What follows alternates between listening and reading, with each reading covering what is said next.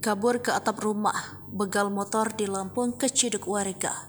Viral detik-detik seorang pria yang diduga sebagai begal motor di Lampung berhasil diamankan oleh warga.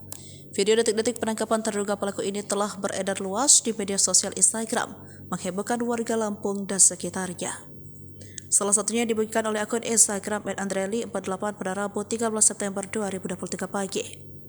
Meski sempat berusaha kabur dengan naik ke atap rumah warga, tetapi pria tersebut akhirnya berhasil diamankan. Begal motor di Sri Bawono depan SDN 3 arah Bawang Lampung Timur berhasil ditangkap meski sebelumnya sempat dikejar-kejar massa dan naik ke atap rumah warga. Tulis keterangan dalam unggahan video tersebut. Peristiwa itu terjadi pada malam hari yang memperlihatkan banyaknya warga yang berkumpul di lokasi penangkapan.